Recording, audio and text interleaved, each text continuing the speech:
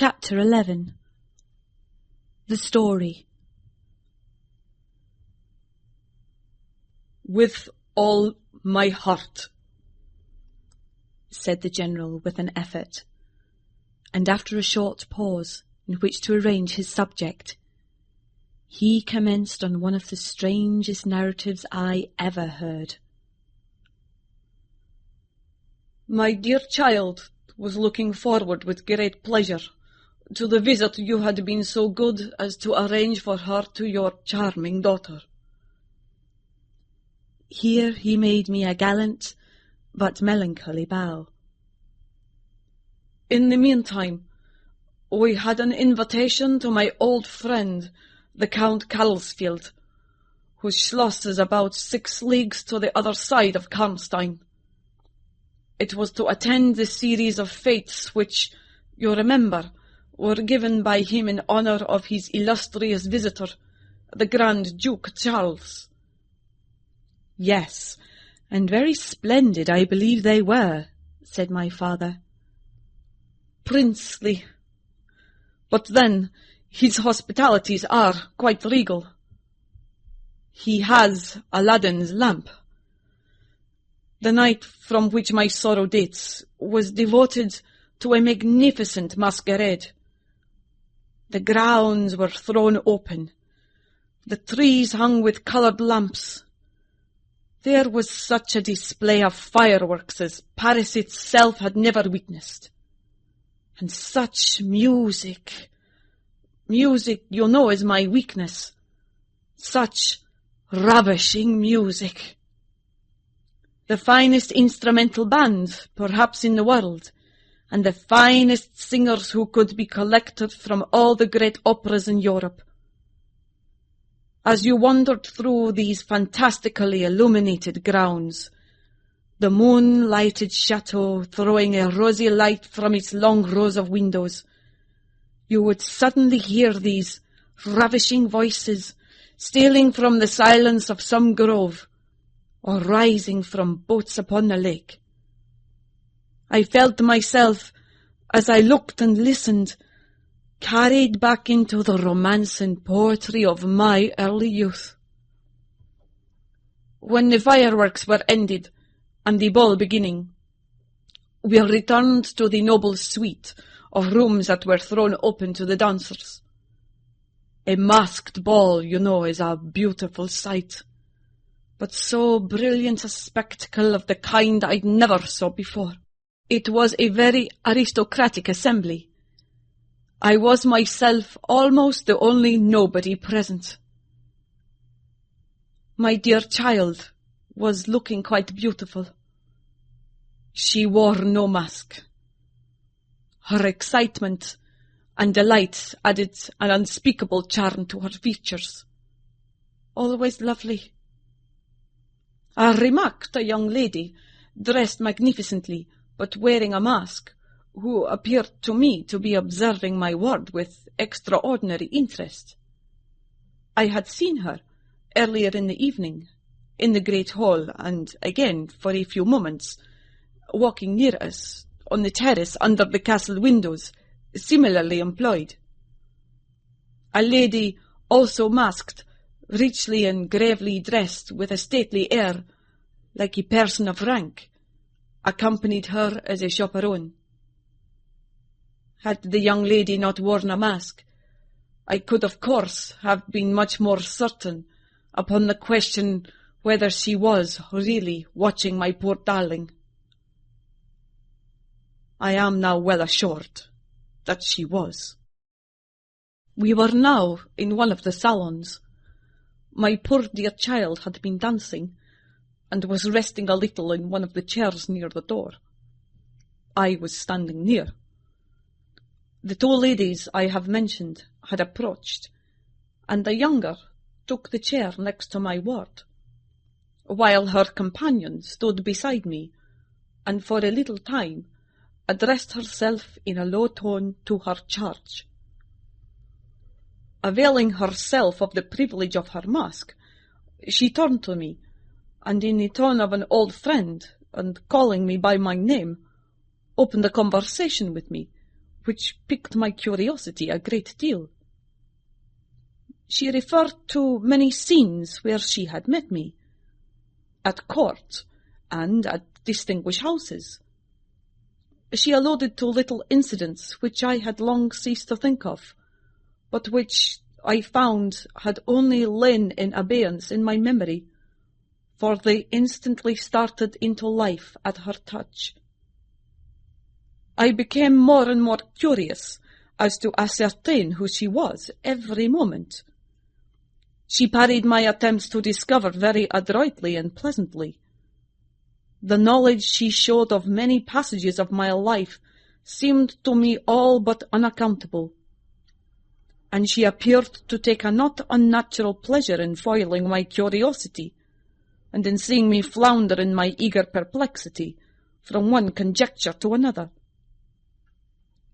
In the meantime, the young lady, whom her mother called by the odd name of Millarca, when she once or twice addressed her, had, with the same ease and grace, got into conversation with my ward.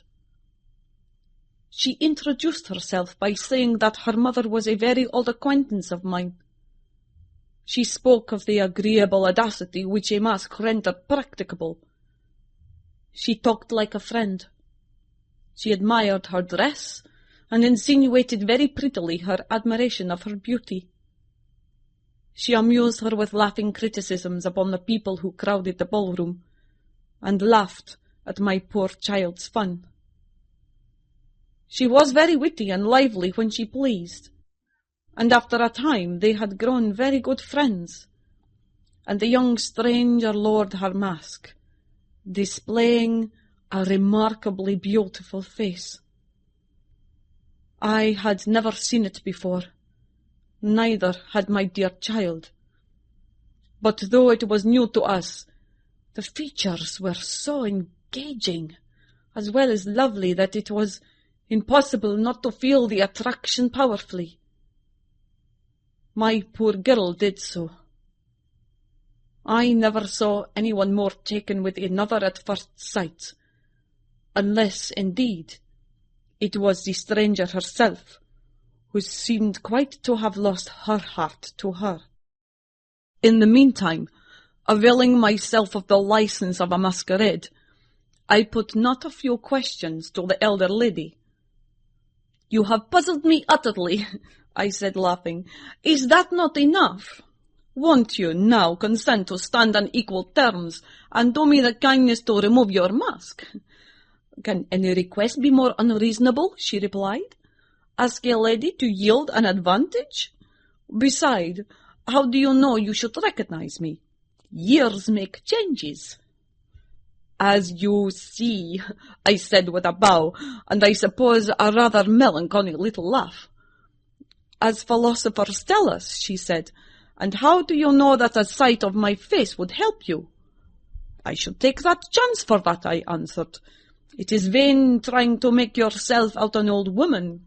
Your figure betrays you." "Years nevertheless have passed since I saw you, rather since you saw me, for that is what I am considering. Millarca, there, is my daughter. I cannot then be young, even in the opinion of people whom time has taught to be indulgent, and I may not like to be compared with what you remember me. You have no mask to remove.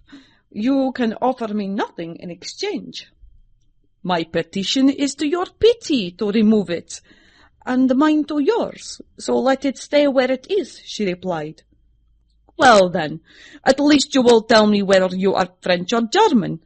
You speak both languages so perfectly." "I don't think I shall tell you that, General. You intend a surprise, and are meditating the particular point of attack." "At all events, you won't deny this," I said, "that being honored by your permission to converse, I ought to know how to address you. Shall I say Madame la Comtesse?" She laughed, and she would no doubt have met me with another evasion. If, indeed, I can treat any occurrence in an interview, every circumstance of which was prearranged, as I now believe with the profoundest cunning as liable to be modified by accident." "As to that," she began, but was interrupted, almost as she opened her lips, by a gentleman, dressed in black, who looked particularly elegant and distinguished, with this drawback, that his face was the most deadly pale I ever saw, except in death. He was in no masquerade, but in the plain evening dress of a gentleman, and he said, without a smile, but with a courtly and unusually low bow, "Will Madame la Comtesse permit me to say a few words which may interest her?" The lady quickly turned to him, touched her lip in token of silence. She then said to me, "Keep my place for me, General. I shall return when I have said a few words." And with this injunction, playfully given, she walked a little aside with the gentleman in black, and talked for some minutes, apparently very earnestly. They then walked away slowly together in the crowd, and I lost them for some minutes.